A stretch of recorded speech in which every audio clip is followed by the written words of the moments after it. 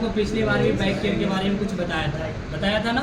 कि back care क्यों करते हैं हम लोग, क्या पर्पस था आप लोग का, आपका स्टेप टोटल कितना था। मैंने ये सारे आपको बातें बताया था और आप लोग सारी चीज़ क्या कर गया,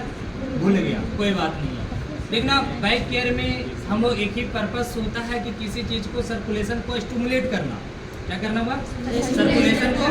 स्टिमुलेट करना। और मैंने ये भी बताया था कि बैक केयर हम लोग करते क्यों हैं।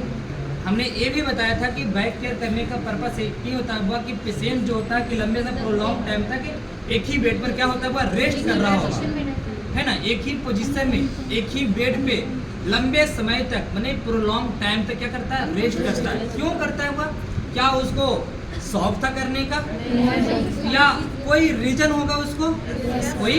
रीजन होगा, बीमारियां होगा, कोई कारण है ना, जिसके कारण जैसे रिस्पिरेटरी एसिडोसिस वगैरह आप लोग पढ़ा होगा या नहीं पढ़ा, आप अभी चल रही है हमारे बच्चे को, सभी बात को ना, उसके कारण भी बच्चे पेशेंट जो हमारा होता है वो प्रोलॉन्ग समय तक क्या करता है, एक ही बेड पे रेस्ट करते रहता होगा, रेस्ट करता होगा ना। तब क्या करते हैं, वह कहते हैं कि अगर बेड सोर अगर हो गया हुआ बच्चे को, या बच्चा हो या लेडीज हो या जेंट्स हो, कोई भी हो,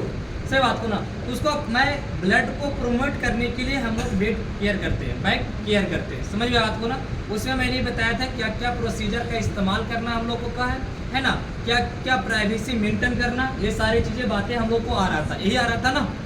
तो पहला बताना आप लोग कि हम लोग जो बेड जो बैक केयर जो करते हैं वह क्या पर्पस होता होगा उसका करने का, जो बताओ।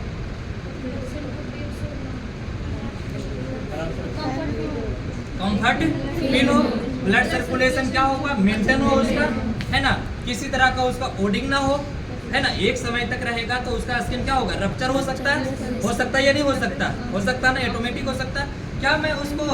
अगर बैक केयर करता हूँ वह क्या उसका सारे जो नेक्रोटाइज जो हमारा स्किन उसका हो रहा होगा, क्या सर्कुलेशन मेंटेन कर लेगा,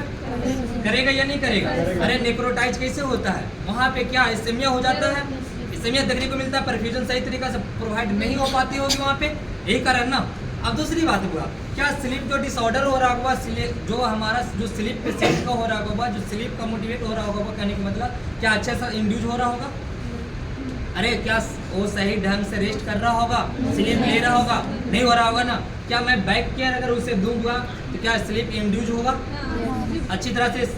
क्या करेगा, स्लीप करेगा, अच्छी तरह से रेस्ट करेगा, आराम करेगा।